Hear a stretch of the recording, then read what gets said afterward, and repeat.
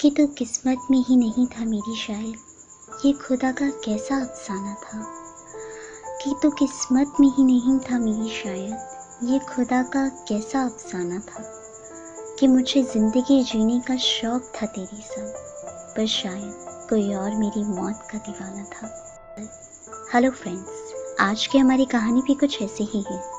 हमारी कहानी का नाम है अ ब्लैक प्रॉमिस डे। आशा करती हूँ कि आपको ये कहानी पसंद आए।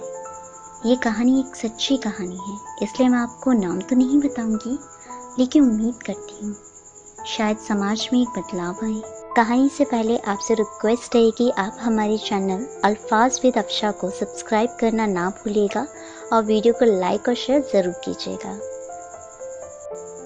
सर्दियों का मौसम था। श्याम अपनी छत पर बैठकर खिली हुई धूप का मज़ा ले रहा था। यूँ तो श्याम को लखनऊ आए 1 सप्ताह ही हुआ था, लेकिन वह इस शहर से ऐसे जुड़ गया था मानो सालों से वह कहीं रह रहा हो। श्याम अभी 20 वर्ष का था, लेकिन उसने अपने कंधों पर पूरे परिवार की जिम्मेदारी उठा रखी थी। श्याम के माता पिता नहीं थे। वह लखनऊ अपनी बड़ी बहन के घर पर ही रहता था, जिनका विवाह हो चुका था। श्याम के 2 छोटे भाई और एक बहन भी थी, जो कि अभी स्कूल में पढ़ते थे। माता का देहांत हुए अभी 2 महीने हो गए थे और पिताजी भी बचपन में ही चल बसे थे, जिसके बाद बड़ी बहन ने श्याम को लखनऊ बुला लिया और एक ऑफिस में जॉब भी लगा दी। श्याम अपनी पढ़ाई और भाई बहनों का भी बहुत ध्यान रखता था। पूरे परिवार की जिम्मेदारी को बखूबी संभाला था उसने। जैसे श्याम का नाम था, उसका स्वभाव भी वैसा ही था। मासूम चेहरा, खुशमिजाज इंसान और हमेशा दूसरों को हंसाना। श्याम की ऑफिस की छुट्टी थी। श्याम छत पर बैठकर अपनी किताबें पढ़ रहा था कि इतने में सामने के घर से जोर से चिल्लाने की आवाज़ आई, बेटी छत पर कपड़े सूख रहे हैं, ज़रा उठा लाओ। इतने में श्याम के कानों में आवाज़ आई, जी अम्मी, बस अभी लाती हूँ।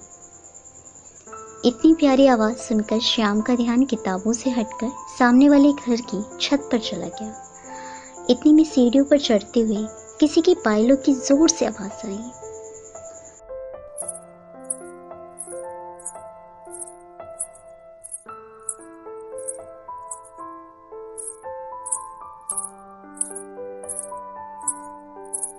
श्याम ने देखने की कोशिश की, मगर दुपट्टे की वजह से कुछ साफ न दिख सका। श्याम बालकनी के पास आया, जिससे उसे कुछ दिखाई दे कि वह प्यारी आवाज़ किसकी है। तभी श्याम को सामने वाली छत से दुपट्टा उठाते हुए एक लड़की दिखी। उस लड़की को देखकर श्याम की नजरें एकाएक उसे देखती ही जा रही थी। लंबे बाल, खूबसूरत सी आंखें और मासूम सा चेहरा, जैसे कोई जन्नत हो।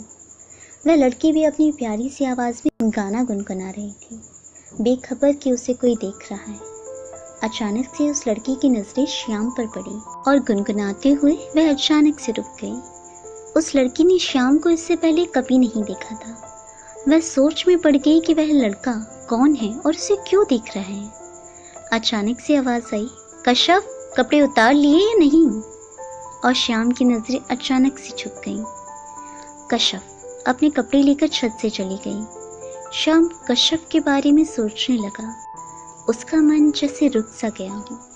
उसने इससे पहले इतनी मासूम लड़की को नहीं देखा था, इतनी खूबसूरत, इतनी प्यारी। श्याम पूरा दिन सिर्फ और सिर्फ कश्यप के बारे में सोचता रहा। रात की 8 बज गए थे, लेकिन श्याम अभी भी छत पर ही था। वह चाहता था कि कश्यप एक बार छत पर आए और वो सोने से पहले एक बार उसका चेहरा देख सके, लेकिन रात बहुत ज़्यादा हो गई थी और अंधेरे की वजह से कुछ साफ भी नहीं दिखाई दे रहा था। खाना खाने के बाद श्याम अपने बिस्तर पर सोने चला गया, लेकिन उसे नींद भी आती तो कैसे। बस कश्यप का ख्याल और उसका चेहरा उसके दिल और दिमाग में बस चुका था। उसकी हर धड़कन जैसे सिर्फ और सिर्फ कश्यप के लिए ही धड़क रही हो। प्यार का पहला एहसास था। इससे पहले श्याम ने ऐसा कभी महसूस नहीं किया था। श्याम का दिल बेचैन हो रहा था कश्यप को दोबारा देखने के लिए। कुछ देर तक श्याम कश्यप के बारे में ही सोचता रहा और फिर आकर बिस्तर पे सो गया। सुबह उठते ही श्याम के होठों पर सिर्फ कश्यप का ही नाम था आया और श्याम भाग कर छत पर गया पर अफसोस वहाँ उसे कुछ दिखाई नहीं दिया।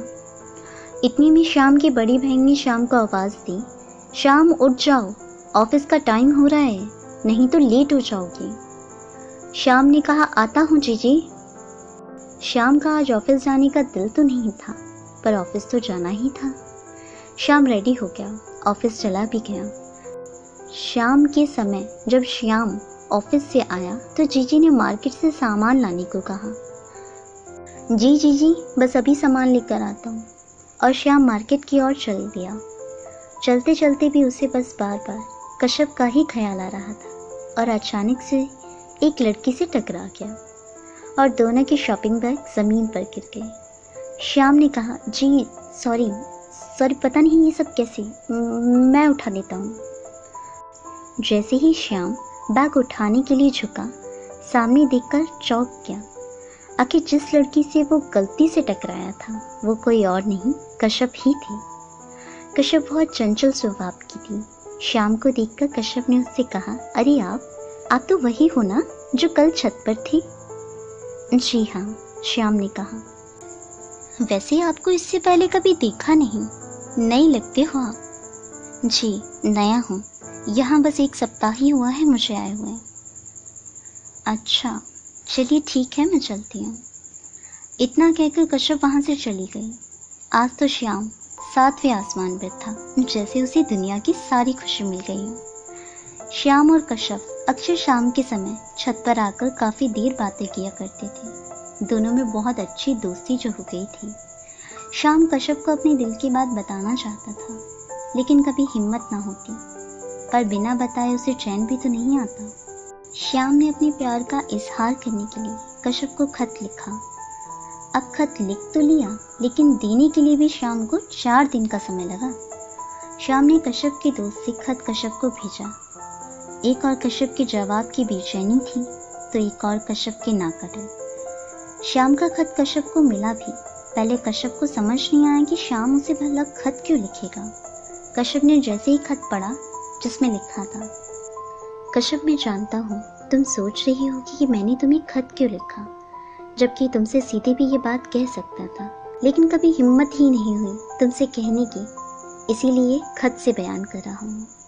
कश्यप, जब से तुम्हें देखा है, तुमसे मिला हूँ, सिर्फ तुम्हारे बारे में ही सोचता हूँ। पता नहीं कब मुझे तुमसे प्यार हो गया, नहीं जानता, बस इतना पता है कि तुम मेरी ज़िंदगी बन चुकी हो।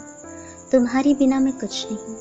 मैं तुमसे बहुत प्यार करता हूँ, जैसे मोर बारिश को, प्यासा पानी को और धड़कन दिल को। मैं आज शाम को छत पर तुम्हारे जवाब का इंतज़ार करूँगा। श्याम, सिर्फ तुम्हारा श्याम। कश्यप खत पढ़कर हैरान थी। उसे श्याम की इस फीलिंग्स का अंदाज़ा न था। शाम के समय श्याम छत पर कश्यप का इंतज़ार कर रहा था। उसके दिल में बेचैनी थी और कश्यप को खो देने का डर भी। इंतज़ार करते करते रात के 8 बज गए, लेकिन कश्यप नहीं आई। श्याम का दिल बैठा जा रहा था, पता नहीं क्यों कश्यप नहीं आई। खत उसे मिला भी या नहीं, अपना जवाब तो देती। ऐसे न जाने कितने सवालों ने श्याम को घेर लिया था। तो दोस्तों, ये थी हमारी आज की कहानी अ ब्लैक प्रॉमिस से पार्ट 1। आगे की स्टोरी हम आपको पार्ट 2 में बताएंगे। आशा करती हूँ कि आपको पार्ट 1 पसंद आया होगा। आपको ये स्टोरी कैसी लगी कृपया कमेंट करके हमें ज़रूर बताइएगा। Thank you.